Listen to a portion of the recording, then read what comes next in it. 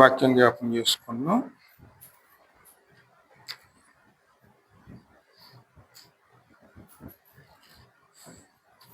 వాక్యానికి వెళ్లే ముందు ద్వితీయోపదేశకాండంలో 4వ అధ్యాయంలో ఒక వచనం జ్ఞాపకం చేసుకుని ముందుకు వెళదాం. 4వ అధ్యాయంలో 10వ వచనం.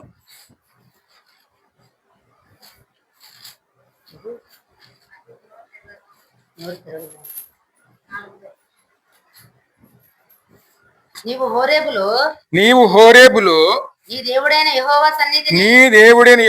సన్నిధిని నిలిచి ఉండగా యెహోవా నా యొద్దకు ప్రజలను కూర్చుము,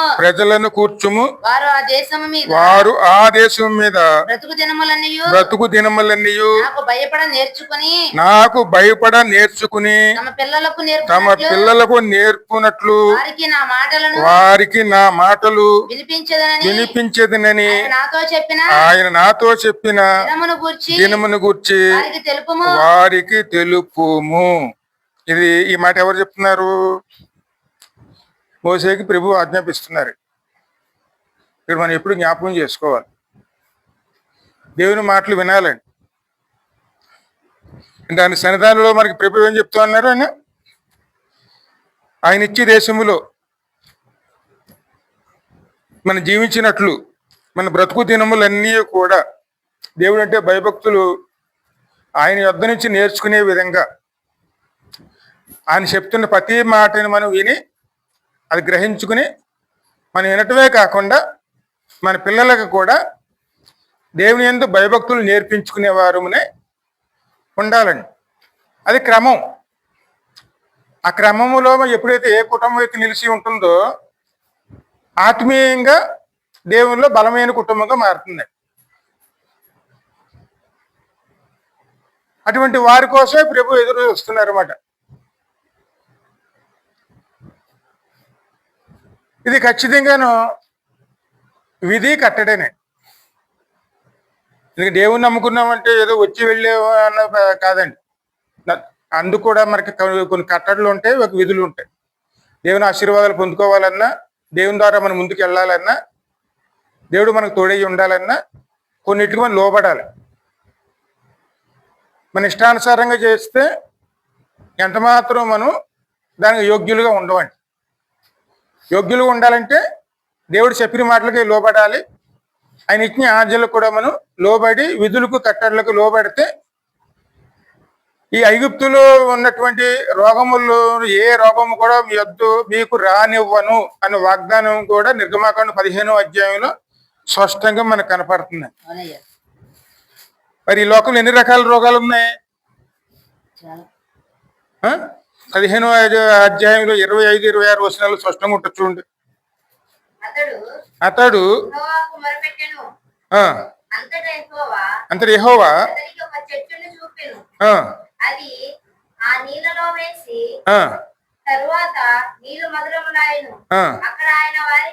అప్పుడు ఆయన వారికి కట్టడలను విధిని నిర్ణయించి అక్కడ వారిని పరీక్షించి నీ దేవుడైన యెహోవా వాక్కును శ్రద్ధగా విని ఆయన దృష్టికి న్యాయమైనది చేసి ఆయన ఆజ్ఞలకు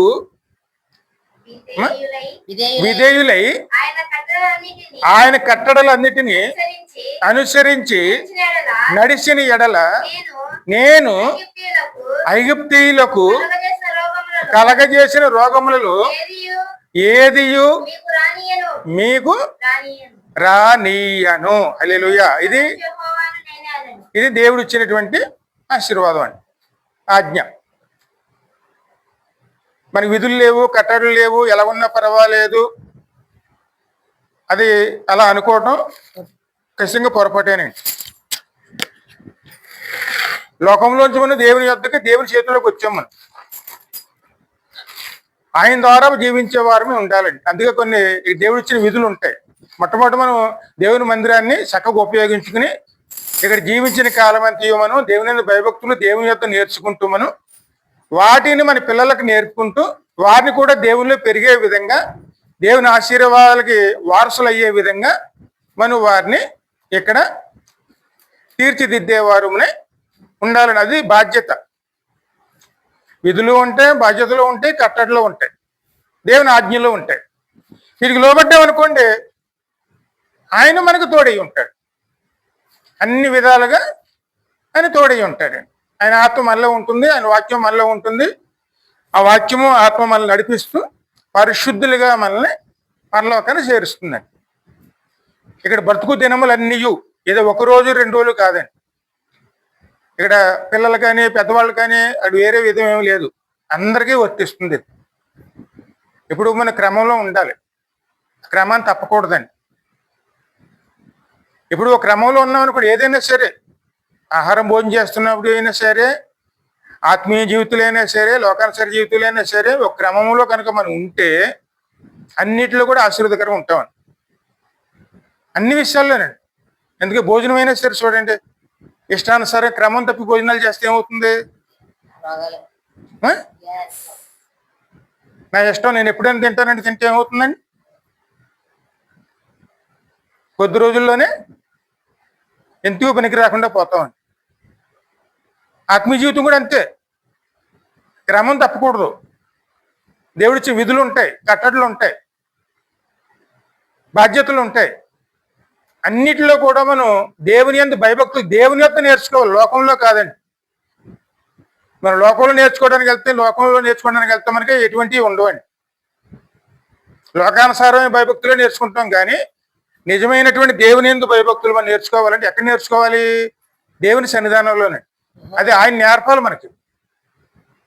అప్పుడు మనం ఈ లోకంలోనూ ఏలుబడి చేస్తున్నటువంటి వ్యాధులు కానీ, రోగములు కానీ, తెగుళ్ళు కానీ ఈ మన మీద ఏలుబడి చేయవండి. అలా ఏలుబడి చేస్తున్న కారణం ఏమిటి? మనలో భయము లేదు, భక్తి లేదు. కట్టడం అంటే ఏమి తెలియదు, విధులు అంటే ఏమి తెలియదు, మందిరం అంటే ఏమిటో తెలియదు. అలా వస్తాం, వెళ్ళిపోతూ ఉంటాం. అందువల్ల మన ఉపయోగం ఏమిటి? అది ఆశీర్వాదం కాదండి.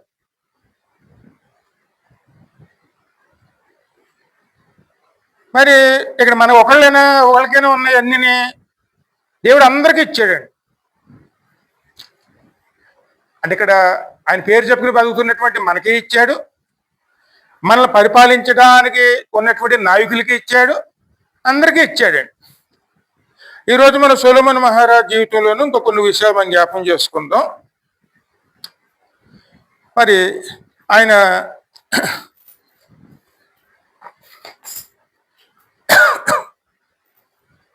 దేవుని మందిరం కడతానికి సిద్ధపడ్డారు. అందుకు మునుపు ఆయన అభిషేకించబడ్డాడు రాజు కిందని. దావీదు మహారాజు కడతానని చెప్పిన మందిరాన్ని కట్టడానికి సిద్ధపడ్డారు, అన్ని సమకూర్చుకున్నారు.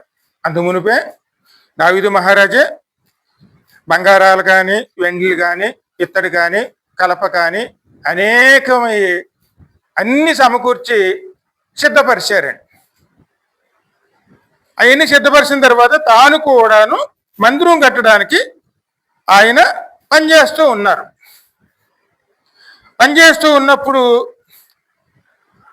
దేవుడు ఆయనకు ఒక దర్శనం చూపించారండి. అంటే మాట్లాడారు.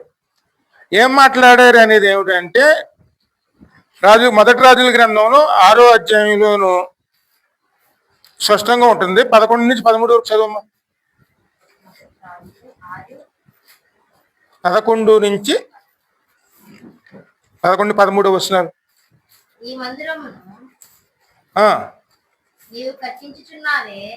మందిరము నువ్వు కట్టించుచున్నావే, నీవు నా కట్టడలను న్యాయ విధులను అనుసరించి నడుచుకొనుచు నేను నియమించిన ఆజ్ఞలన్నిటినీ గైకొనిన ఎడల నీ తండ్రి అయిన దావీదుతో నేను చేసిన వాగ్దానమును నీ పక్షముగా స్థిరపరచెదను. నా జనులైన ఇశ్రాయేలుకు విడిచిపెట్టక నేను వారి మధ్యన నివాసము చేసేదను. ఇది మందిరం కట్టుతున్నప్పుడు దేవుడు సొలొమోను మహారాజుతో మాట్లాడినటువంటి విషయం అండి. మరి అన్నిటిలో మేము స్థిరపరుస్తానన్న మాట చెప్పే ముందు ఆయన ఏం జ్ఞాపం చేశారు? నేను నియమించిన ఆజ్ఞలన్నింటినీ గైకొనని ఎడల నీ తండ్రి అయిన దావీదుతో నేను చేసిన వాగ్దానమును ఈ పక్షముగా స్థిరపరచదును. అంటే ఆ వాగ్దానం స్థిరపరచడానికి ఇక్కడ ఇక్కడ ప్రభు ఏం జ్ఞాపకం చేస్తున్నారు? ఆజ్ఞలు, కట్టడలు, న్యాయ విధులు అనుసరించి నడుచుకొనుచు. అందుకే మనకు బాధ్యతలు ఉన్నాయి, కొన్ని కట్టడలు ఉన్నాయి, వీటి ప్రకారం నడుచుకోవాలండి ఖచ్చితంగానండి. నేను రాజుని కదా అంటాం లేదండి, అధికారులు కదా మనం అంటాం లేదు. ఎంతటి వారైనా సరే దేవుడికి ఆజ్ఞకు లోబడాలి, కట్టడలు లోబడాలి. అప్పుడు ఆయన మనలో ఉంటాడు, మన మధ్యన ఉంటారు. వాటికి దూరంగా ఉండకూడదండి. వాటికి దూరంగా ఉన్నామంటే, దేవునికి దూరంగా ఉంటాయని ఖచ్చితంగా ఎవరి దగ్గరగా ఉన్నట్టు? సాతాను దగ్గరగా ఉంటామండి. సాతాను దగ్గర ఉంటే ఎలా ఉంటుందండి?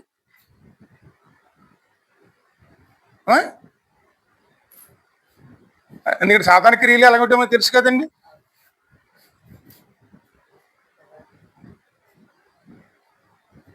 ఈ నెల మొదట్లో ఇక్కడ ఎలా ఉంటుంది?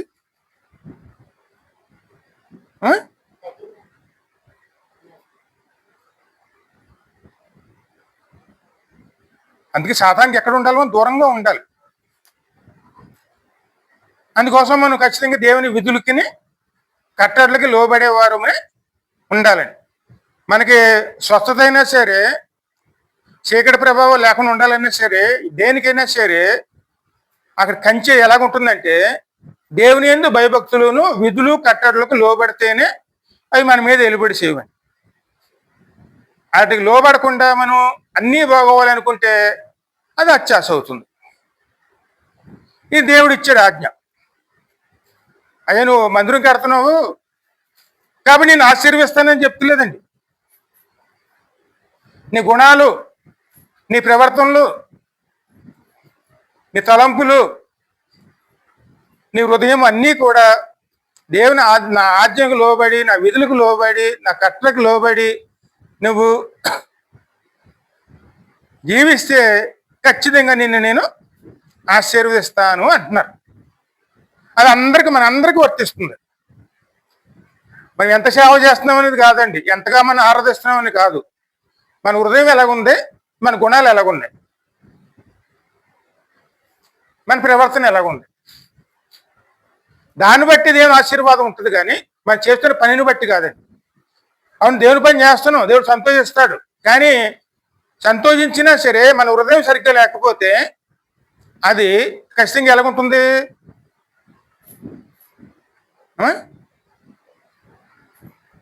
ఆయన వ్యతిరేకంగా మనం పనిచేస్తూ ఆయన శుద్ధిస్తే ఎలాగుంటుందండి?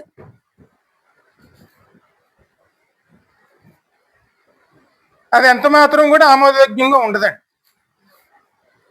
అదే సొలొమోనుకి ముందు హెచ్చరిస్తున్నాడు. అలా ఎందుకు హెచ్చరించారు? రాజుగా అభిషేకించినప్పుడే ఆయనకు ఒక ఆజ్ఞలు ఉన్నాయి, వాటికి లోబడాలి, లోబడే పరిపాలించాలి. ఎందుకంటే దేవుని ఏమడిగాడు ఆయన? నీ ప్రజలను పరిపాలించడానికి నీ జ్ఞానం మాకు కావాలి అన్నాడు. ఇస్తాను అన్నాడు. దేవుడు ఇచ్చాడు. కానీ అంతకు మునిపే అభిషేకించబడినప్పుడే దేవుని ఆజ్ఞ ఉందండి. దాని ప్రకారం పరిపాలించాలి, దాని ప్రకారం ముందుకు వెళ్ళాలి మనం. మరి ఏమి ఇచ్చారు ఆజ్ఞ అంటే, ఆ మాట ద్వితీయోపదేశ కాండంలోను 17-16 చదువు.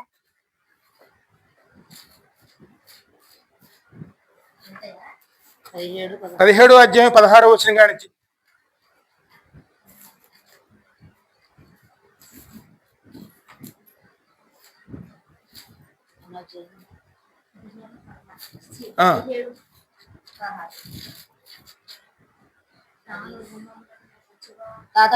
అతడు గుర్రములను విస్తారముగా సంపాదించుకొనవలదు, తాను గుర్రములు హెచ్చుగా సంపాదించుడు గాను జనులను ఐగుప్తీయునకు తిరిగి వెళ్ళనీయకూడదు. ఏలయనగా యెహోవా యెహోవా ఇక ఇక మీదట మీదట మీరు త్రోవను ఈ త్రోవను కూడదని వెళ్ళకూడదని మీతో మీతో చెప్పాను. ఇది హృదయము ఈ ఆజ్ఞల్లో మొదటిదండి.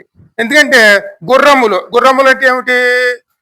ఎవడనో గుర్రముల వలన రక్షించబడి ఆ కీర్తనలో ఉంది కదండి. ఉందయ్యా. ఎందుకంటే మనం బలము కోసం ఆర్థిక బలమని, అంగబలమని, హోదా బలం అని చెప్పి వాటి కోసం మనం సంపాదించుకోవటానికి ప్రయాసలు పెడతామండి. అయ్యే మన గుర్రాలు అనుకుంటాం, వాటిని ఎక్కెళ్ళిపోతాం అనుకుంటాం. మనం అది ఉంటే చాలు అనుకుంటాం. మనం ఏ రాజు కూడాను ఇక్కడ గుర్రముల మీద ఆధారపడకూడదండి. అవును. వాటిని సంపాదించుకోవటానికి ప్రజల్ని హింసల పాలు చేయకూడదు.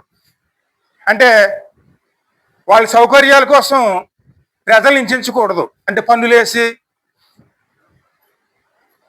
అంటే రకరకాలుగా వాళ్ళు పీడించి ఆ విధంగా చేయకూడదు. ఎందుకంటే పనులు ఎక్కువ వేసారనుకోండి, అంత ప్రజలు ఏమైపోతారు?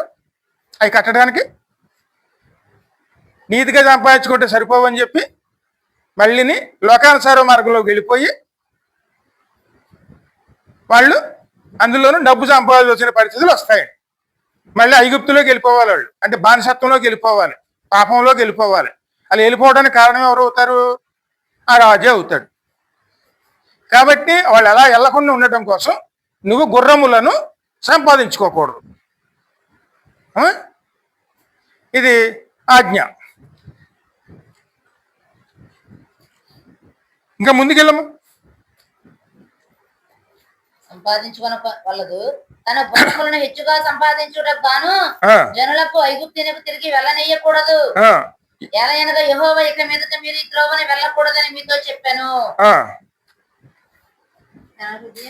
తన హృదయము తొలగిపోకుండానట్లు అతడు అనేక స్త్రీలను వివాహము చేసుకొనకూడదు. రాజు ఏం చేయకూడదండి? అనేక వివాహాలు చేసుకోకూడదండి. ఎప్పుడు కూడాను వివాహం అనేది ఒకటేనండి. ఇద్దరు చేసుకోవటం, ముగ్గురు చేసుకోవటం, ఇష్టానుసారంగా చేసుకోవటం ఆ రకంగా ఉండకూడదు. అది ఆశీర్వాదం కాదు. ఎందుకంటే మన హృదయం దేవుని వైపు తిరగాలి. ఇది కట్టడే. వెండి బంగారములను అతడు తన కొరకు బహుగా విస్తరింపజేసుకొనకూడదు. మరియు అతడు రాజ్య సింహాసనమునందు ఆసీనుడై తరువాత లేవీయులైన యాజకుల స్వాధీనములోనున్న గ్రంథమును చూసి ఆ ధర్మశాస్త్రమునకు ఒక ప్రతిని తన కొరకు వ్రాసుకొనవలెను. అది అతని యొద్ద ఉండవలెను. తన రాజ్యమందు తానును తన కుమారులను ఇశ్రాయేలు మధ్యను దీర్ఘాయుష్మంతులగుటకై తాను తన సహోదరుల మీద గర్వించి ఈ ధర్మమును విడిచిపెట్టి కుడికి గాని ఎడముకు గాని తాను తొలగక ఉండినట్లు తన దేవుడైన యెహోవాకు భయపడి ఈ ధర్మశాస్త్ర వాక్యములన్నిటికీ ఈ కట్టడలను అనుసరించి నడవ నేర్చుకున్నటకు అతడు తాను బ్రతుకు దినములన్నీ ఆ గ్రంథమును చదువు చుండవలెను. హల్లెలూయా. ఇది దేవుడు ఇచ్చిందండి ఆజ్ఞ. అంటే ఈ ధర్మశాస్త్ర గ్రంథంలోనూ ఈ ఆజ్ఞలని ఎవరికి ఇచ్చారు? పరిపాలించే రాజుకండి. ఇప్పుడు ధర్మశాస్త్రం అంతా ఎవరి చేతిలో ఉండాలి? రాజు చేతిలో ఉండాలి. ప్రతిరోజు చదువుకోవాలి. దీన్ని బట్టి పరిపాలన చేయాలి.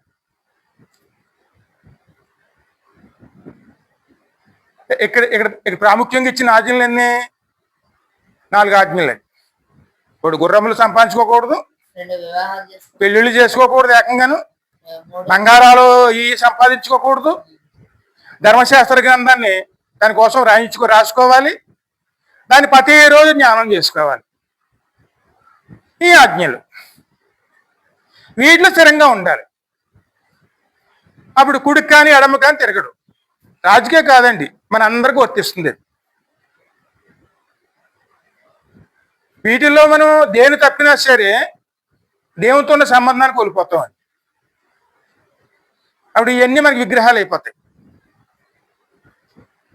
వాక్యం చదువు మానేసామనుకోండి, ఆ తర్వాత మనం ఎలా తయారవుతామండి? దైవోక్తి లేని ఎడల జనులు కట్లు తెంపుకుని తిరుగులాడుదురు. అంటే దేవుని వాక్యం లేకపోతే అంతవరకు ఉన్న కట్టడలన్నింటినీ కూడా దాటుకుని ఇష్టానుసారంగా లోక సంచారం చేస్తామని. మాటలు ఎందుకు కానీ, చేతల్లో కానీ, ప్రవర్తనలో కానీ మన కట్లు ఉండవు. ఇష్టానుసారంగా చేస్తాం. అది రాజులకైనా మనకైనా వర్తిస్తుంది. బంగారం సంపాదించుకోవటానికి, మరి బంగారం సంపాదించుకోవటం ఏంటి? ఆస్తుపాత్రలు సంపాదించుకోవటానికి ఏం చేస్తాం మనం? దైవికంగా అయితే కుదరదని చెప్పి మనం ఏం చేస్తాం? వాళ్ళు సంపాదించుకోవడానికి లోకం మీద ఆధారపడతాం. ఇవన్నీ చేస్తూ వెళ్తున్నప్పుడు, అలాగే పెళ్ళిళ్ళు ఇవన్నీ చేస్తూ వెళ్తే ఇంకా దేవుని మీద ఎక్కడ ఆధారపడతాం మనం? మరి ఎన్ని విషయాల్లో మరి సొలొమోను మహారాజుకి ఆ సమయంలో గుర్తు చేస్తున్నాడు అనమాట. నా విధులకి ఆజ్ఞలకు లోబెడితేనే నిన్ను ఆశీర్వదిస్తాను. ఆయన చేతితో మందిరం కడుతున్నాడు. అయినా సరే ఎందుకు ఆజ్ఞ ఇచ్చాడు? అది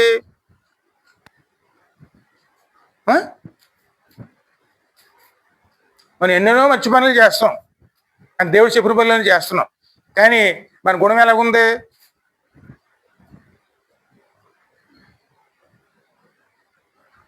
ఎంత పెద్ద సేవకులైనా సరే వాళ్ళు చేసే పనిని కాకుండా వారి గుణాన్ని చూస్తాడు దేవుడు. అంటే యేసుక్రీస్తుకున్న ఈ మనసును మీరును కలిగి ఉండుడి. అది మనం గుర్తించుకోవాలండి. మనం ఎంత ఆరాధన చేసినా, ఎంత వాక్యజ్ఞానం చేసినా, మనం ఎంత ప్రార్థన చేసినా అక్కడ మన గుణం సరిగ్గా లేకపోతే వాటికి దేవుడికి యావగింపుగా ఉంటుంది, అంగీకరించడు. ఎంత మొరపెట్టినాను ఆ మాట యెషయా గ్రంథం 1వ అధ్యాయంలో ఉంటాయి. అందుకే మనం ఎప్పుడు కూడా దేన్ని కాపాడుకోవాలి? ఎప్పుడు గుణం అండి. అంటే మన హృదయం ఇవన్నీ ఎందులో ఉంటే హృదయంలో ఉంటాయండి. అందుకే హృదయం కాబట్టి హృదయ శుద్ధి గలవారు ధన్యులు, వారి దేవుని చూసేద్దరండి. మరి ఎన్నిటి గురించి ఎందుకు ఆయన అన్నారంటే, ఒకసారి మనం 1 రాజులు 4:26 చూడము.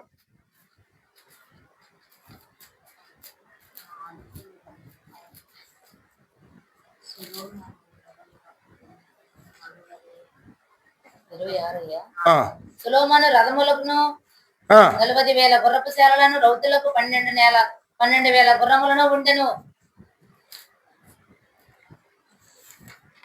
ఎన్నున్నాయమ్మా? సొలొమోను రథములకు 40,000 గుర్రపు శాలలను, రౌతులకు అంటే గుర్రపు శాలలా లేదా గుర్రాలా? గుర్రపు శాలలే 40,000. అంటే ఒక్కొక్క శాలలు ఎన్ని ఉంటాయి?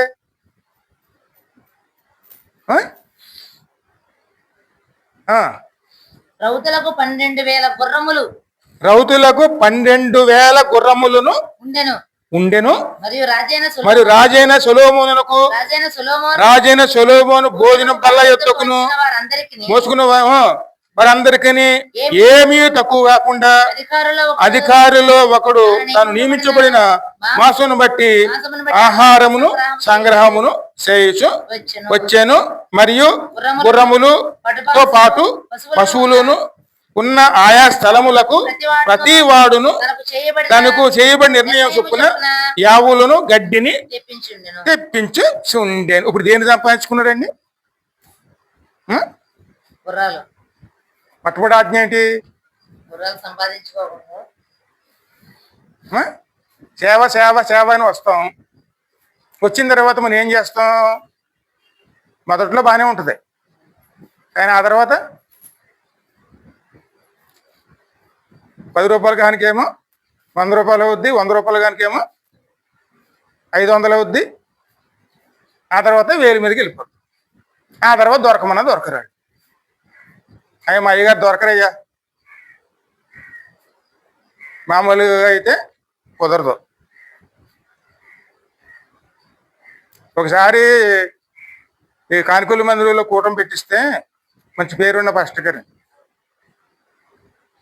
కూటమి అంతా అయిపోయిన తర్వాత కానుకలు పెట్టడానికి అది సంఘ కాపరిగా ఉన్నాం కాబట్టి మా చేతికి ఇచ్చి ఇమ్మన్నారు. ఇచ్చాం. ఇచ్చేటప్పటికి ఆయన కవర్ తెరిచి చూసి ఎన్ని ఉన్నాయి అన్నాడు. అదేంటి ఎన్ని ఉన్నాయంటే కానుక అనేది అన్ని ఎలా చెప్తారని చెప్పి ఎన్ని ఉన్నాయంటే ఏమో మాకు తెలవదండి.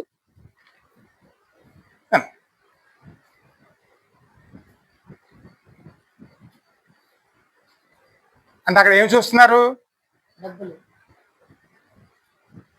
అని పేరు మోసిన పాస్టర్, మంచి పేరు మోసిన మంచి పేరు ఉన్నది. ఇప్పుడు ఆయన గుణం ఎక్కడ కనపడింది?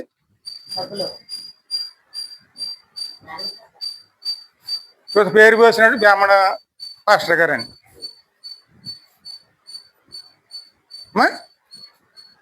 వచ్చినప్పుడు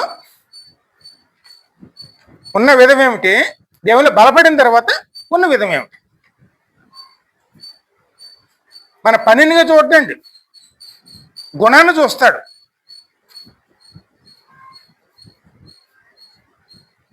మళ్ళీ మన వాళ్ళు చెప్పేవాడు, ఏనాడు కూడా ఇటువంటి వాళ్ళని పిలవద్దు,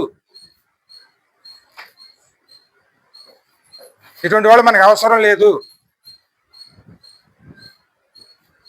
జాగ్రత్తగా ఉండాలండి. అందుకే ప్రభు మొట్టమొదటి దేవుడు హెచ్చరిస్తున్నాడు, అయ్యా నువ్వు నా మందిరాన్ని కడుతున్నావు, ముందు నీ గుణాన్ని కాపాడుకోవాలి, నా ఆజ్ఞలను కట్టడలను విధులను నీవు అనుసరిస్తే నిన్ను ఖచ్చితంగాను నీ తండ్రికి చెప్పిన విధంగానే ఆశీర్వాదాలన్నీ కూడా నీకు కూడా ఇస్తాను అంటున్నాడు.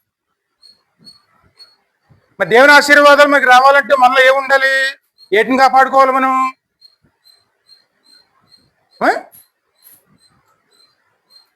ఆస్తుపాతులు సంపాదించుకోవటం దేవుని మార్గం కావాలండి మనకి. ఇంకా ముందుకు వెళదాం. ఇదే రాజుల గ్రంథంలో 10:16 చూడమ్మా.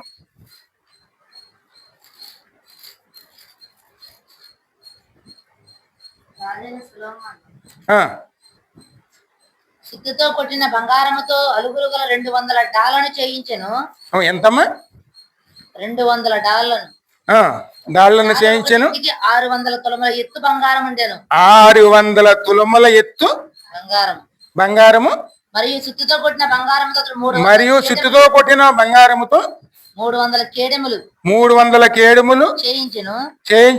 కేడెము ఒకంటికి 300 బంగారపు తులముల ఎత్తు బంగారం ఉండెను. వీటిని రాజు లెబనోను అరణ్యపు మందిరమందు ఉంచెను. లెబనోను అరణ్యపు మందిరముందు ఉంచెను. మరియు రాజు దంతము చేత పెద్ద సింహాసనము చేయించి సువర్ణముతో దాన్ని పొదిగించెను. ఈ సింహాసనమునకు 6 మెట్లు ఉండెను. సింహాసనము మీది భాగపు వెనుక తట్టు గుండ్రముగా ఉండెను. ఆసనమునకు ఇరు పార్శ్వముల యందు ఊతలు ఉండెను. ఊతల దగ్గర 2 సింహములు నిలిచి ఉండెను. ఇరు ప్రక్కల 6 మెట్ల మీద 12 సింహములు నిలిచి ఉండెను. అటువంటిది ఏ రాజ్యమందేనూ చేయబడలేదు. దేవుడు ఏం చెప్పారండి?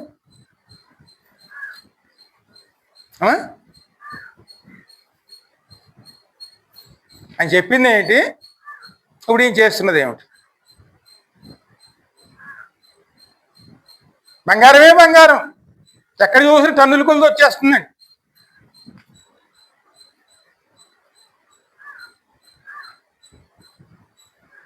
ఇంకా హృదయం దేని మీద ఉంటుంది అమ్మా?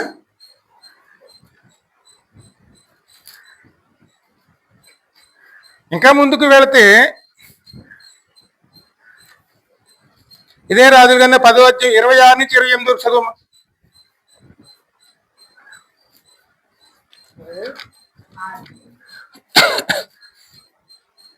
మరియు సొలొమోను రథములను రౌతులను సమకూర్చెను. అతడు 1400 రథములను 12,000 రౌతులు గలవాడై ఉండెను. వీటికి అతడు రథములకై ఏర్పడిన పురములను యెరూషలేమందు రాజు ఉంచో నిర్ణయించను. రాజు యెరూషలేములో వెండిని, ఇంక వెండిని ఎలా పెట్టారండి? అది రాళ్ళగొట్లు ఎక్కడ వేస్తాం మనం? దానికి లెక్క పత్రం ఉండదండి, ఇంకా అలా వేసేసి పడేయటమే గుట్టల కింద. వెండి విస్తారంగా వాడికి చేసిన దేవదారు మానులు షెఫేలా ప్రవేశమునున్న మేడి చెట్ల వలె విస్తరింపజేసెను. సొలొమోను గుర్రములు ఐగుప్తులోని తేబడెను. రాజు వర్తకులు ఒక్కొక్క గుంపునకు ధరనిచ్చి గుంపులుగా కొని తెప్పించిరి. వారు ఐగుప్తులో నుండి కొని తెచ్చిన రథం ఒక్కింటికి 600 తులముల వెండియు, గుర్రం ఒక్కింటికి 150 తులముల వెండియు ఇచ్చిరి. హిత్తీయులు రాజులందరి కొరకును అరాము రాజుల కొరకును వారు ఆ దొరకే చూడండి తీసుకునేది. మందిరం కడుతున్నాడు రైతే, కానీ ఉండడానికి కూడా ఒక మంచి ఇల్లు కట్టుకున్నాడండి. ఆ ఇంటి పేరు లెబనోను అని పేరు వస్తుందండి. దానికోసం మంచి సింహాసనాన్ని కట్టుకున్నాడు, బంగారు సింహాసనం కట్టుకున్నాడు. అసలు ప్రపంచంలోనే అటువంటి సింహాసనం లేదంటే బంగారాలు. వెండి ఎలాగుంది? రాళ్ళు కొట్టేసినట్టు వేసారు. ఎత్తడైతే లెక్క లేదు. అది ఎత్తడంటే కంచు అంటారు, లెక్క లేదండి. మరి ఎన్నిటిని విపరీతంగా సంపాదించుకున్నాడు. అదేవిధంగా మరొకసారి చూడండి, అదే రాజుగారి 11వ అధ్యాయంలో మొదటి 10 వచనాలు చదువు. మోయాబీయులు, ఎదోమీయులు, అమ్మోనీయులు, సీదోనీయులు, హిత్తీయులు అని జనులు మీ హృదయములను తమ దేవతలతో త్రిప్పుదురు కనుక వారితో సహవాసము చేయకూడదనియు వారిని మీతో సహవాసము చేయనీయకూడదనియు యెహోవా ఇశ్రాయేలీయులకు సెలవిచ్చి అన్నాడు. అయితే రాజైన సొలొమోను ఫరో కుమార్తెను కాక జనులలో ఇంకా అనేక మంది పరస్త్రీలను మోహించి కామాతురత గలవాడై వారిని ఉంచుకొని వచ్చెను. ఇందుకు స్పష్టంగా రాయబడింది కదండి, మోహించి అని ఉందా? అందుకే దేవుడిచ్చిన ఆజ్ఞలు తప్పనిది ఏదండి? అంటే అనుసరించింది ఏది? ఏది లేదు. మరి ఆయన ఇచ్చిన జ్ఞానం అంతా ఏం చేసుకున్నాడు?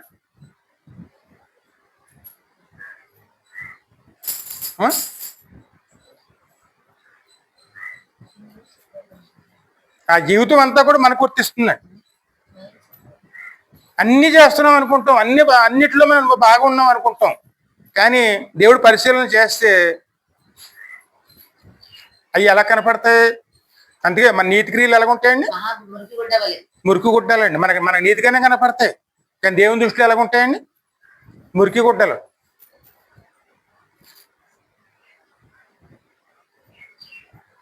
ఇదే జీవితం అయిపోయిందండి ఇంకా. అందుకే ఇక్కడ కీర్తనలోనే కొన్ని మాటలుంటాయి చూడండి. 49వ కీర్తన 6 నుంచి చదువు. తన ఆస్తియే ప్రాపకమని నమ్మి తన ఆస్తినే ప్రాపకం అని నమ్మి తన ధన విస్తారతను బట్టి పొగడుకున్న వాడికి నేనేలా భయపడవలను? ఎవడును ఏ విధము చేతనైనను తన సహోదరుని విమోచించలేడు. వాడు కుళ్ళు చూడక నిత్యము బతుకున్నట్లు వాని నిమిత్తం దేవుని సన్నిధిని ప్రాయశ్చిత్తము గలవాడెవడైనా చేయను వాడెవడైనను లేడు. వాడి ప్రాణ విమోచన క్రయధనము బహు గొప్పది, అది ఎన్నటికి తీరక అట్లుండవలసిన. జ్ఞానులు చనిపోదురన్న సంగతి అతను కనపడకుండా పోదు. మూర్ఖులను పశుప్రాయులను ఏకముగా నశించుదురు. వారు తమ ఆస్తిని ఇతరులకు విడిచిపెట్టుదురు. తమ ఇళ్ళు నిరంతరం నిలుచుననియు తమ నివాసాలు తరతరములు ఉండుననియు వారు అనుకుందురు. తమ భూములకు తమ పేర్లను పెట్టుకుందురు. ఎన్ని చేసినా సరే అవన్నీ మన వెనకాల వస్తే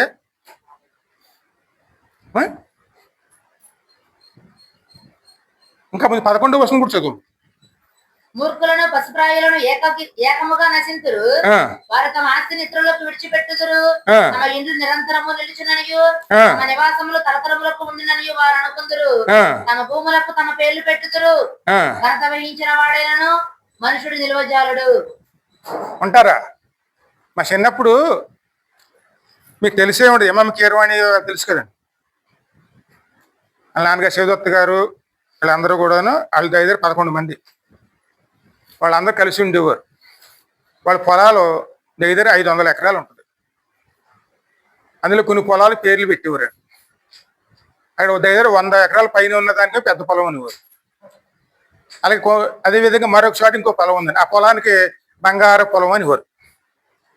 ఇలా పేర్లు పెట్టేవారు. అదే పేరు స్థిరపడిపోయినాయి, ఇప్పుడు కూడా స్థిరపడిపోయినాయి. అలా ఇప్పుడు బాగా ధనవంతులు, ఇప్పుడు వాళ్ళు యజమానులుగా ఉన్నారా? మా చిన్నప్పుడు అమ్మేసుకున్నారా?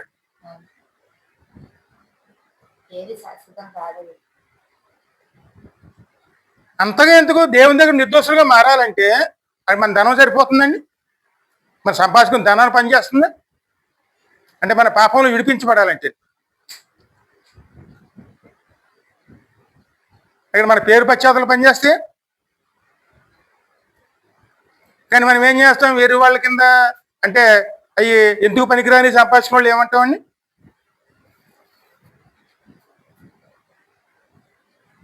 మన వెనకాల ఇవ్వవలసిందే. మరి సొలొమోను మహారాజు అన్ని కట్టించినవి, అన్ని సంపాదించుకున్నవి ఆయన అనుభవిస్తాడా? అందుకని అందరూ అంతా వ్యర్థము, అవన్నీ కూడా అవన్నీ ఒకరికి ఇడవలసిందే. కానీ ఇడిసినప్పుడు అవి ఎవరు ఫాలో అవుతాయో కూడా మనకు తెలియదండి. అంత వ్యర్థమే. ఈ సత్యాన్ని గ్రహించుకోలేకపోతే మనం ఏనాడు కూడా రక్షణ అనుభవంలోకి రాలేమండి. అందుకే ఖచ్చితంగాను ఇది తెలుసుకుని ముందుకెళ్లేవారునే ఉండాలి. అదేవిధంగా ఇంకోసారి దినవృత్తాంతం 2వ దినవృత్తాంతంలో 9వ అధ్యాయం 13 నుంచి 20 దాకా చదువు.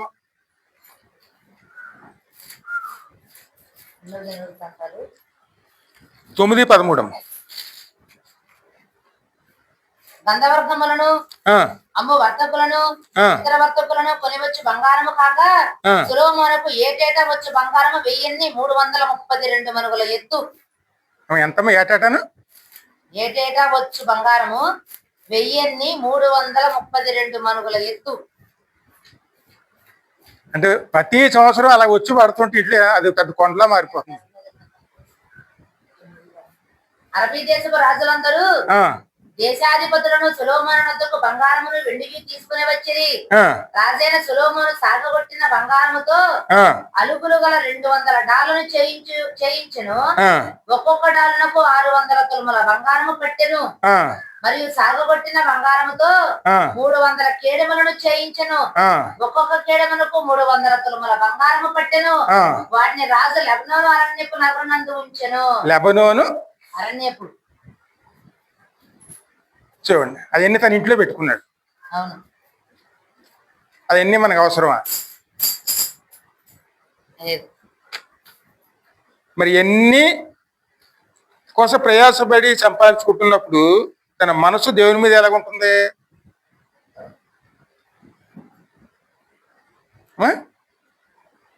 ఇక్కడ మరి ఎక్కడ జాగ్రత్తగా ఉండాలి?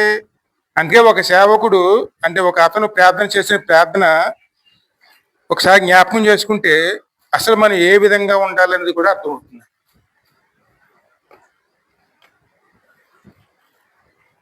ఇక్కడ ఎటువంటి ప్రార్థన అంటే ఆ ప్రార్థన సామెతల్లో ఉంటుంది. 30వ అధ్యాయంలో 2 నుంచి 9 వరకు చదువు.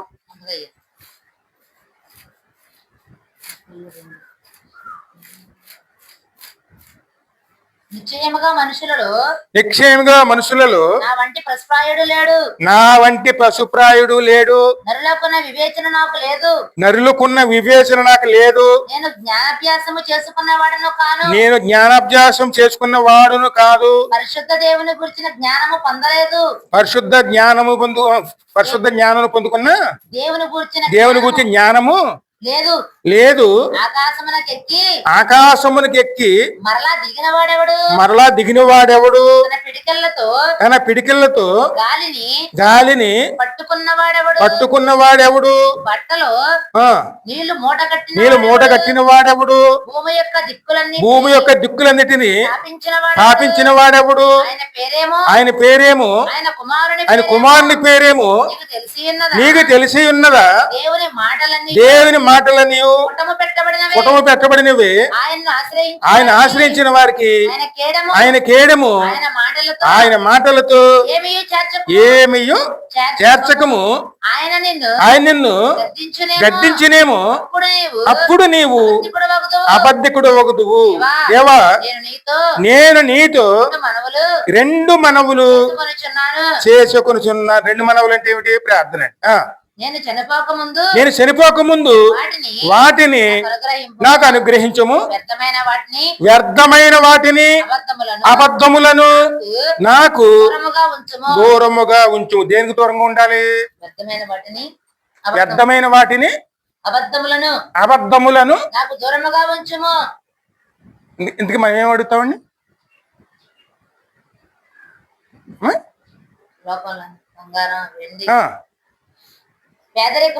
పేదరికమైనను ఐశ్వర్యమునైనను నాకు దయచేయకము.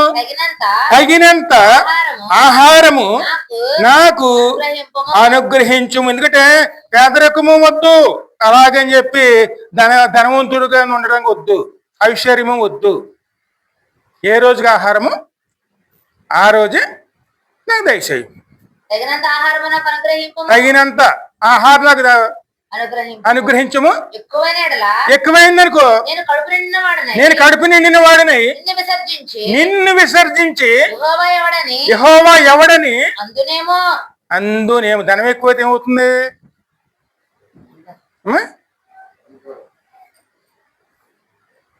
ధనం ఉన్నప్పుడు వచ్చే మందిరంలోకి వచ్చే ప్రవర్తన ఎలాగుంటుంది? ఏమీ లేనప్పుడు ఉన్నప్పుడు ప్రవర్తన ఎలాగుంటుంది?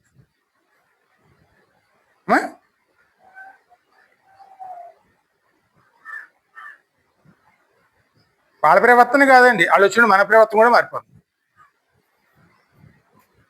అన్నమాట యాకోబు 4వ అధ్యాయంలో 1వ వచనంలో ఉంటుంది చూడు.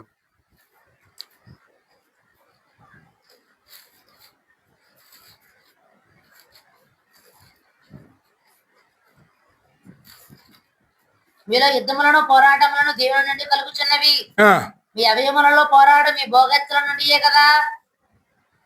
మీరు ఆశించుచున్నారు కానీ మీకు దొరకటలేదు. ఒక్కరే స్వామి.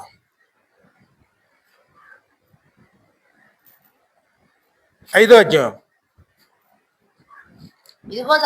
ఇదిగో ధనవంతులారా మీ మీదకి వచ్చడి ఉపద్రవములను గురించి ప్రలాపింపి ఏడువడి మీ ధనము చెడిపోయెను, మీ వస్త్రములు చిమ్మట కొట్టువాయను, మీ బంగారమును మీ వెండియు తుప్పు పట్టినవి.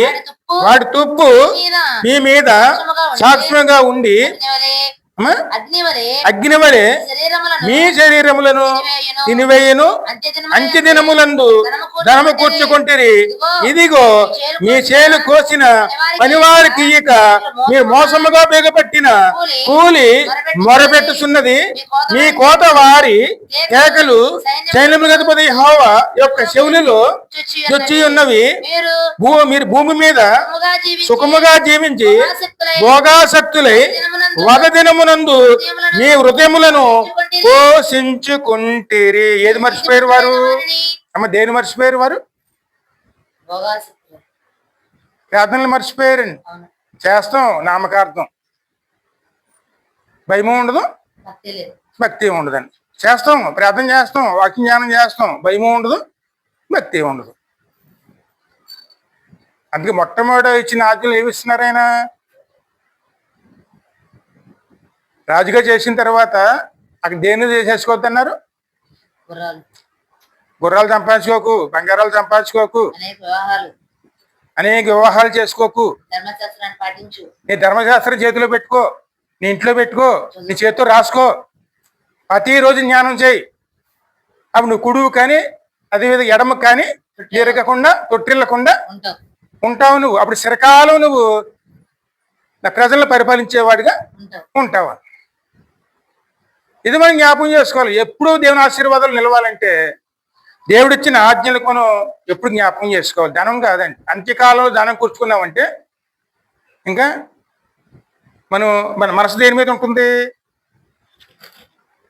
అందుకే ఆయన ప్రార్థన చేస్తున్నారండి. నీ వద్ద నేను 2 మనవులను చేసి ఉన్నాను, నాకు పేదరికము వద్దు, ఐశ్వర్యము వద్దు.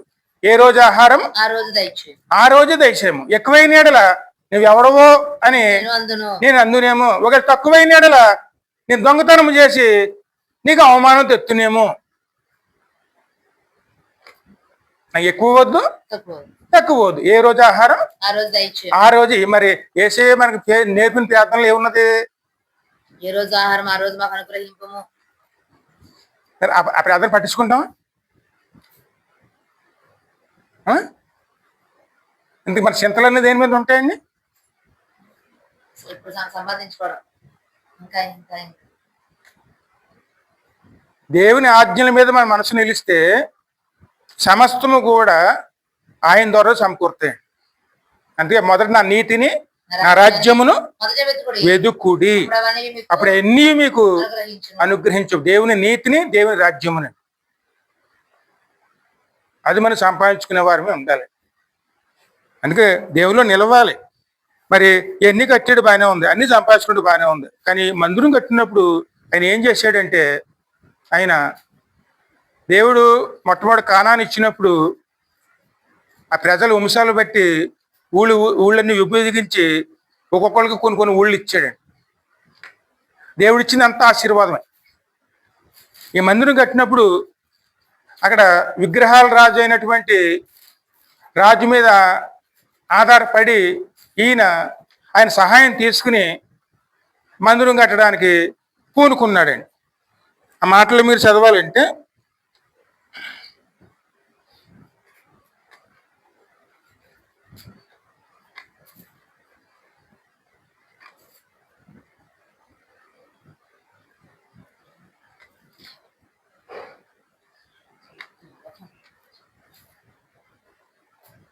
ఒక నిమిషం. మొదటి రాజులు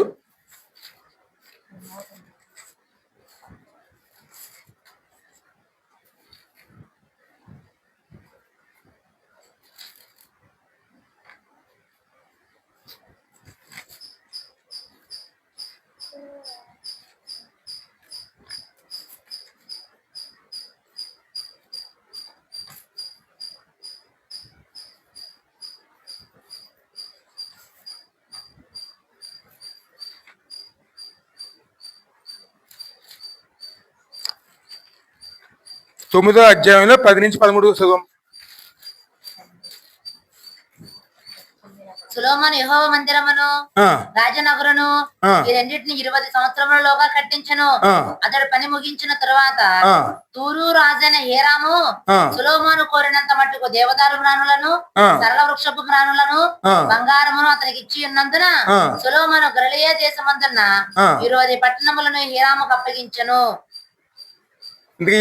గలిలీ ప్రదేశం ఎక్కడది? చీకటిలో కూర్చున్న మొదట కానాన్ దేశంలో ఇశ్రాయేలు ప్రజలకి దేవుడు ఇచ్చాడండి. ఇప్పుడు ఇక్కడ మందిరం కడతానికి ఎవరి మీద ఆధారపడ్డాడు? ఇంతకాయన ఎటువంటి వాడైనా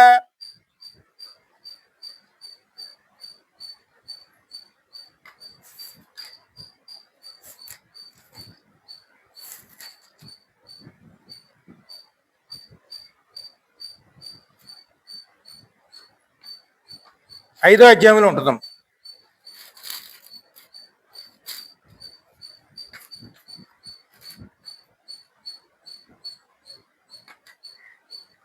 మొదటి వచనంలో వినయ్యా మొదటి నుంచా? తరువాత తూరునకు రాజైన హిరాము తన తండ్రికి బదులుగా సొలొమోను పట్టాభిషేకములు ఉందనని విని తన సేవకులను సొలొమోను వద్దకు పంపెను. ఏలయనగా హిరాము ఎప్పటికీ దావీదుతో స్నేహముగా ఉండెను. హిరాము వద్దకు సొలొమోను ఈ వర్తమానము పంపెను. యెహోవా నా తండ్రి అయిన దావీదు శత్రువులను అతని పాదముల క్రింద అణుచు వరకు అన్ని వైపులను యుద్ధములు అతనికి కలిగి ఉండెను.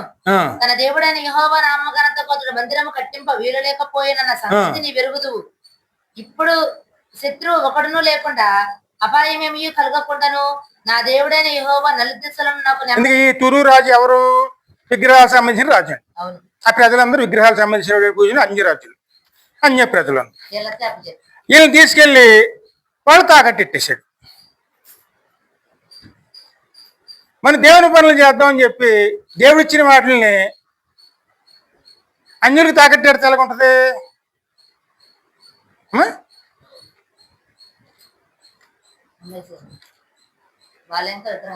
తక్కువ అయితే దేవుణ్ణి అడగాలి.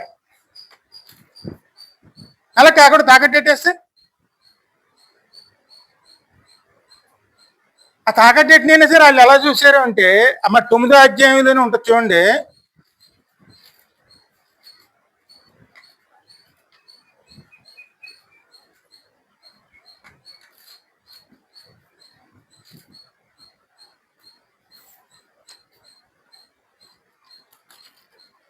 తొమ్మిది 12 చూడమ్మా.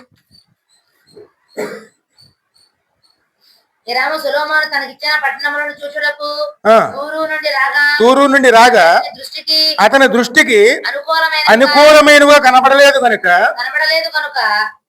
నా సహోదరుడా నీవు నాకు ఇచ్చిన ఈ పట్టణములు ఏ పాటివి అని నేను మరి కబూల్ అని పేరు. నేటి వరకు వాటికి కాబూల్ అంటే కాబూల్ అంటే ఇప్పుడు ఒక రాజధాని అండి.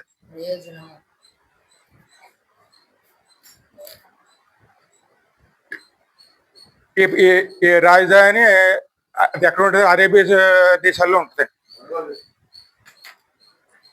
అది కాబూల్ అండి. అది ఈయన దృష్టికి ఎలాగుంది?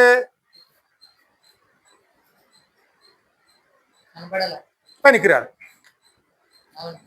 అన్యులకి దేవుని ఆశీర్వాదాలు ఎలాగుంటాయండి? ఎందుకు పనికిరా కొరగారు అనుకుంటాం. ఆయన అలాగే అనుకున్నాడు. అందుకని నాకు ఒక పేరు పెట్టాడు, కాబూల్ అని పెట్టాడు. ఎందుకు పనికి వస్తాయి అన్నాడు. ఇప్పుడు ఆయన ఎలాగ ఇవ్వటం వల్ల ఒక పట్టణాలని ఇచ్చాడా, పట్టణంలో ఉన్న ప్రజలను కూడా ఇచ్చాడా?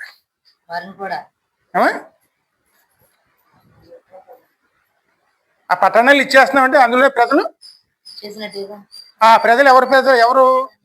ఇశ్రాయేలు ప్రజలు. ఇశ్రాయేలు ప్రజలు ఎవరికి బానిసలు అయ్యారు ఇప్పుడు?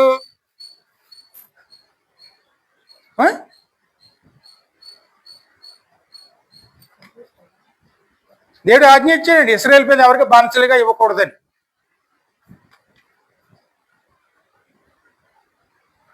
ఆ ప్రదేశం ఇప్పటికి కూడాను యేసయ్య ఫస్ట్ సేవకు వచ్చినప్పుడు మొట్టమొదటిలోనే మత్తయి సువార్త స్పష్టంగా కనపడుతుంది.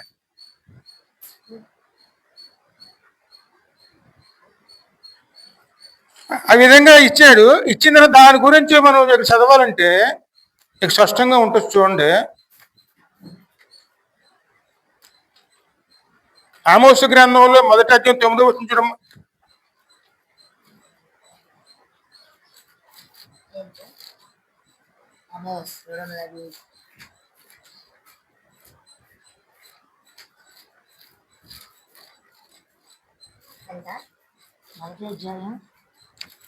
మొదటి అధ్యాయం 9వ వచనం. సెలవిచ్చినదేమనగా తూరు 3 సార్లు 4 సార్లు చేసిన దోషములను బట్టి నేను తప్పకుండా దీన్ని శిక్షించును. దాని జనులు సహోదర నిబంధనలు జ్ఞాపకము తెచ్చుకొనక పట్టబడిన వారందరినీ అమ్మ ఎవరికి? ఎదోమీయులకు నేను తూరు ప్రాకారముల మీద అగ్ని వేసదను, అది దాని నగరులను దహించి వేయును. అందుకే బానిసలకి ఇచ్చేసారండి. అలాగే ఇవ్వడం దేవునికి సంతోషమా? ఖచ్చితంగా దేవుని ఉగ్రత వాళ్ళ మీదకి వస్తుంది. ఇప్పుడు వాళ్ళందరూ ఎక్కడ ఎలాగున్నారు? ఇప్పుడు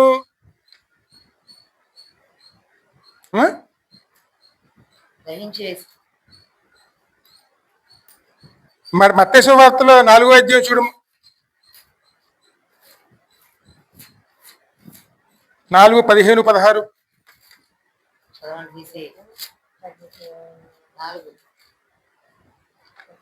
చెరపట్టబడిన యేసు విని గలిలయ తిరిగి వెళ్లి నజరేతు విడిచి జెబూలూను నఫ్తాలి అనే దేశముల ప్రాంతంలో సముద్ర తీరమందలి కపెర్నహూమునకు వచ్చి కాపురముండెను. జెబూలూను దేశము నఫ్తాలి దేశమును యోర్దానుకు ఆవరణున్న సముద్ర తీరమున అన్య జనులు నివసించు గలిలయ చీకటిలో కూర్చుండి ఉన్న ప్రజలకు గొప్ప వెలుగు చూచిరి. మరణ ప్రదేశములోను మరణఛాయలోను కూర్చుండి ఉన్న వారికి వెలుగు ఉదయించెను.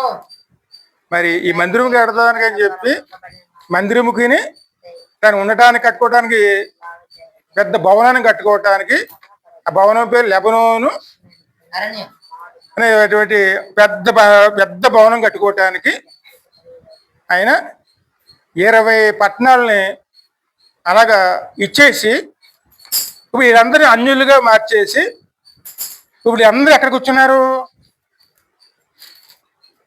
మరణఛాయ గల ప్రదేశంలోనే. ఇప్పుడు వారి కోసం ఎవరు వచ్చారు? యేసయ్యే వచ్చాడు. వారికి గొప్ప వెలుగు ఉదయించెను. వారి కోసం యేసయ్యే వచ్చాడు. ఎప్పుడు కూడా మన మనస్సు ధనాల మీద ఉండకూడదండి.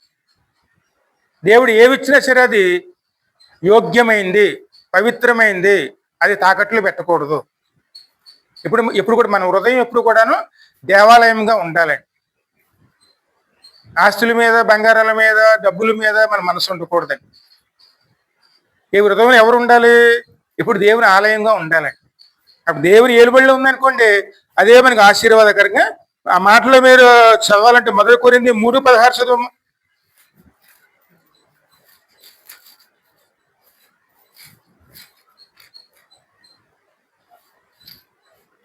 మీరు దేవుని ఆలయమే ఉన్నారనియు దేవుని ఆత్మ మీలో నివసించుచున్నదనియు మీరు ఎరగరా? ఎవడైనను దేవుని ఆలయమును పాడు చేయటం అంటే ఏమిటి?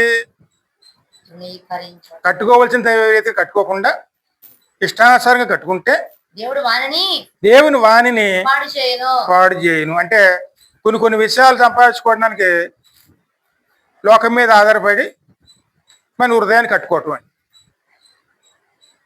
లోకం మీద ఆధారపడాలి, దేవుని మీద ఆధారపడాలి. దేవుని మీద ఆధారపడితే పరిశుద్ధాత్మని కడతారు. కానీ లోకం మీద ఆధారపడితే ఆలయమే కట్టుకుంటున్నాం అనుకుంటాం, కానీ ఆ కట్టబడిన ఆలయం ఎలాగుంటుంది? ఎవడైనా దాన్ని పాడు చేసిన ఎడల దేవుడు వాణిని పాడు చేయును. ఇంకా ముందుకు వెళ్తున్నాడు. హెబ్రీయులు 13:5 చూడమ్మా.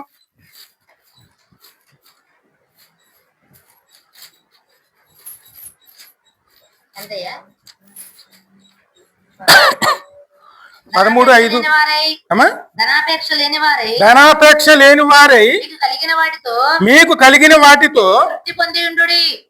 ఇక్కడ మనం నేర్చుకోవాల్సింది ఏమిటి? దేవుడు ఏమిచ్చాడో దాంతోనే కట్టుకోవాలి. నేను ఏమాత్రం విడవను, నేను ఎన్నడను ఎడబాయను అని ఆయనే చెప్పిన కదా. కాబట్టి ప్రభువు నాకు సహాయుడు, నేను భయపడను. నరపుత్రుడు నాకేమి చేయగలడు? అన్ని మంచి ధైర్యముతో చెప్పగలవారమై ఉన్నాము. మనం ఎవరి మీద ఆధారపడాలి? రాజులైనా మనమైనా ఎవరైనా సరే దేని మీద ఆధారపడాలండి? ఏదో చేద్దామని చెప్పి అప్పుల పాలయ్యి, అప్పుల పాల వల్ల వచ్చేటువంటి బాధల వల్ల శ్రమల పాలైతే అదే బానిసత్వం. ఆ బానిసలో పడిపోయి విడిపించమని ప్రార్థన చేస్తే ఆ ప్రార్థన ఎలా ఉంటుందని ఇక్కడికి ఐగుప్తు మార్గంలోకి వెళ్ళొద్దన్నారు. మందిరం కట్టుకోవడానికి దావీదు మహారాజు కష్టపడి పోగేసి అన్ని ఇచ్చెళ్ళాడు. తక్కువైతే దేవుని అడగొచ్చు, కానీ అన్యరాజు విగ్రహము సంబంధించినటువంటి ప్రభుత్వం మీద ఉన్నటువంటి రాజు దగ్గరికి వెళ్ళి ఆ సహాయం తీసుకుని ఆయన తనకి ఇచ్చినటువంటి దేశంలోంచి కొన్ని పట్టణాలు ప్రజలతో సహా ఇచ్చి వేసి ఏదో సహా చేశాను అనుకుంటే ఆ ప్రజలు ఎక్కడికి వెళ్ళిపోయారు? అక్కడికి బానిసత్వంలోకి వెళ్ళిపోయారు. అది ఆయన నచ్చలేదు. ఆ తీసుకునేట్టు రాజు కూడా అంటున్నాడు, ఎందుకు పనికి వస్తాయి అంటున్నాడు ఆయన, ఎందుకు కొరవగావు కదా అంటున్నాడు. ఆ తర్వాత ఆయన ఇచ్చేసాడు వెనక్కి, ఇచ్చిన డబ్బులు వెనక్కి ఇచ్చేసి మళ్ళీ తెచ్చేసుకున్నాడు. కానీ అన్ని రోజులు కూడా బానిసత్వంలో ఎవరున్నారు? ప్రజలండి.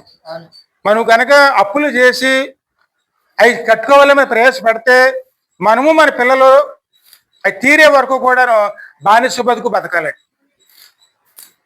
దేవుడిచ్చిన తృప్తి పడ్డామనుకోండి, సంతోషం సమాధానంతో మంచి నిద్రతో మనం ఎప్పుడు కూడా సమాధానంగా ఉండగలుగుతాడు. కానీ వాటిని సంపాదించుకోవటానికి లేనిపోని అన్ని మన ఆలోచనలు పెట్టుకుని అందులో కనుక తప్పటికి లేస్తే కనుక మనకి ఏం దొరుకుతుంది? బానిసత్వం అండి. అప్పు చేయమని దేవుడు చెప్పడండి, కానీ అప్పులు చేస్తున్నామంటే దేవుని పక్కన పెట్టామని అర్థం అండి. అందువల్ల నష్టపోయేది ఎవరు? కేవలం మనమేనే.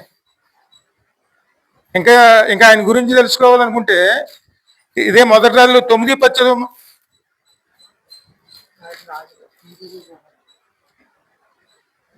సొలొమోను యెహోవా మందిరమును రాజనగరును ఈ రెండింటిని 20 సంవత్సరములలోగా కట్టించెను. అతడు పని ముగించిన తరువాత తూరు రాజైన హిరాము సొలొమోను కోరినంత మట్టుకు దేవదారు మ్రాణులను సరళ వృక్షపు మ్రాణులను బంగారమును అతనికి ఇచ్చి ఉన్నందున సొలొమోను గలిలయ దేశమందున్న 20 పట్టణములను హిరాముకు అప్పగించెను. చూడండి, ఎందుకంటే మొత్తం 20 సంవత్సరాలు కట్టారు. 7 సంవత్సరాలు మందిరాన్ని కట్టాడు, 13 సంవత్సరాలేమో తను ఉండటానికి భవనాన్ని కట్టుకున్నాడు. 7 సంవత్సరాల మందిరం, 13 సంవత్సరాలు తను ఉండటానికి నివాసం. ఇవన్నీ చేయటానికి ఎన్ని సంవత్సరాలు పట్టింది? 20 సంవత్సరాలు. 20 సంవత్సరాలు వీటి మీదే ప్రవేశపడ్డారు. ఆ తర్వాత వచ్చిన పిల్లలు తీసుకొచ్చినటువంటి విగ్రహాలకి మందిరాలు కడటానికి ఉన్న రోజులన్నీ సరిపోయింది. ఈ వచ్చిన అప్పులు మళ్ళీ చాలక ప్రజల మీద ఆధారపడి అయ్యని భారాలన్నీ వేసేటప్పటికి అయ్యే బరువైన కాళ్ళ కింద మారిపోయినాయి. బ్రదర్ అంటున్నారు, ఈ బరువైన కాడి మీ నాన్నగారు మా మీద మోపాడు, నువ్వైనా సరే దాన్ని దింపేయి, తొలగించమని చెప్పి ఈ సొలొమోను మహారాజు చనిపోయిన తర్వాత ఆ కుమారుని అడుగుతారు. మరి ఏ స్థితిలో ఉండవలసిన వారు ఏ స్థితిలోకి వెళ్ళవలసి వచ్చింది చూడండి. అందుకే మొట్టమొదటి ఏమి ఇచ్చారు దేవుడు మనకి? ఆజ్ఞలు, విధులు, కట్టడలే. ఆయన దాటేసామనుకోండి ఖచ్చితంగా ఏమవుతుంది? మనం అనుకున్నది ఒకటి అవుతుంది, అని జరిగి ఒకటి అవుతాయి. అందుకే ఎప్పుడు కూడా ఎవరి కట్టుబాటులో ఉండాలి? ఈ పిల్లలు కనుక పెద్దవాళ్ళు కట్టుబాటులో ఉన్నారనుకోండి, వాళ్ళ భవిష్యత్తు ఎలా ఉంటుంది? బాగుంటుంది. అదే కానీ మనం ఎవరి కట్టుబాటులో ఉండాలి? దేవుని కట్టుబాటులోనే. దేవుని కట్టుబాటు తప్పామనుకోండి కాడకే భవిష్యత్తు ఎలాగైపోతుంది? మనం చేసిన పనికి అది ఖచ్చితంగా ఎవరు అనుభవించాలి? అది పిల్లలండి. అప్పుడు కట్టలేక తీర్చలేక వాళ్ళు అనుభవించే పరిస్థితి వస్తుంది. అందుకే ఎప్పుడు కూడా దేవుని విధులైనా కట్టడలైనా ఏదైనా సరే అది దేవుడు ఇచ్చినట్లు ఏం చేసుకోవాలి? మనం భయము ఉండాలి, భక్తి ఉండాలి, గౌరవం ఉండాలి. వాటిని మనమే తప్పామనుకోండి మరి పిల్లలు ఏమి నేర్చుకుంటారు మన వద్ద నుంచి?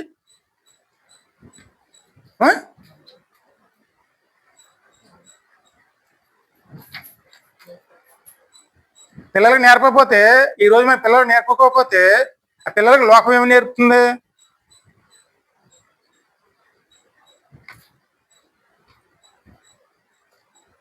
ఒక క్షణం ఆలోచించండి. ఇప్పుడు ఉన్న హాస్టల్లో కానీ కాలేజీల్లో కానీ పిల్లల దగ్గరికి ఏమొస్తున్నాయి? ఆ? గంజాయిలోను మత్తు మందులే అండి. లోకం అదే నేర్పుతుందండి. వాళ్ళు కనుక దేవుని ఎందుకు భయభక్తులు లేకపోతే వాళ్ళు అక్కడ ఉంటే ఏమవుతుంది?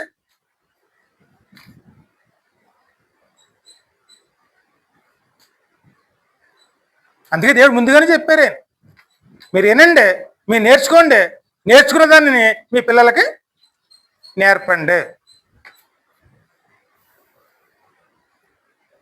అలా ఎప్పుడైతే మనం అలా నడుచుకుంటామో దేవుని ఆశీర్వాదం ఏనాడు వదిలిపెట్టదండి. మరి స్థిరపరిచే వరకు కూడా ఏనాడు కూడా మనల్ని దాటి వెళ్ళదండి. అందుకే అడుగు వాటికన్నా ఊహించే వాటికన్నా అత్యధికంగా దయచేసేవాడే కానీ మనల్ని అస్తులు పెట్టే దేవుడు మాత్రం కాదు. అందుకే ఇక్కడ చిన్న ఇందాక ప్రార్థన చదివారు కదా, ఆయన ఏం అడిగారు కనుక, 2 మనవులు వ్యర్థమైన కళ్ళ దగ్గర తీసుకురావద్దు. అబద్ధాలైనా సరే, వ్యర్థమైన వాటిైనా సరే నాకు దూరంగా ఉండే విధంగా ఉంచుము. ఏ రోజు ఆహారం ఆ రోజు. పేదరికమైనా సరే, పేదరికమైనా సరే, ఐశ్వర్యం అయితే నాకు దయచేయకము. తగినంత ఆహారము నాకు అనుగ్రహించు. ఏ రోజు ఆహారం ఆ రోజు చాలు. ఎక్కువ వద్దు, తక్కువ వద్దు. ఒకవేళ ఎక్కువైనాడలా కడుపు నిండిన వాడినై నిన్నే విసర్జించేస్తానేమో. యెహోవా ఎవడని అందునేమో లేక బేదనై దొంగిలించి నా దేవుని నామమును దూషించుదునేమో. ఇది మన ప్రార్థన అవ్వాలి. ఏ రోజు ఆహారం ఆ రోజు. దేవుని మీద మనసు పెట్టుకుని విశ్వాసం పెట్టుకుని మనం ముందుకు వెళ్ళామనుకోండి, ఏనాడు కూడా మనం కొరత పడవలసిన అవసరం రాదు. అది లేదు, ఇది లేదు, ఇది లేదు, మన మనసు అంతా దాని మీద పెట్టుకున్నాం అనుకోండి, కాడికే దేవునికి దూరం అయిపోతాం, బానిసల కింద మారిపోతాం. ఇది దేవాలయం, ఇది కట్టిది దేవుడే కట్టాలి. అన్యుల మీద ఆధారపడి దీన్ని కట్టుకోవడానికి ప్రయత్నం చేసామంటే మందిరాన్ని పాడు చేసుకున్న వారు అవుతామండి. మందిరాన్ని పాడు చేసుకుంటే దేవుడు చూస్తూ ఊరుకుంటాడా? దేవుడు వాణిని పాడు చేయను. మరి ఈ మందిరం దేవునితో కడుతున్నామా, అన్యులతో కడుతున్నామా?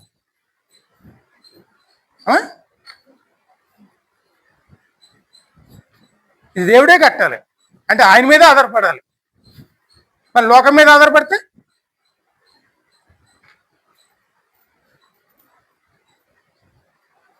అంటే కుటుంబాలు ఎప్పుడు కూడా మనం నేర్చుకోవాల్సినవి, నేర్పించవలసినవి ఎప్పుడు కూడా కొన్ని విధులు ఉంటాయి, కట్టడలు ఉంటాయి.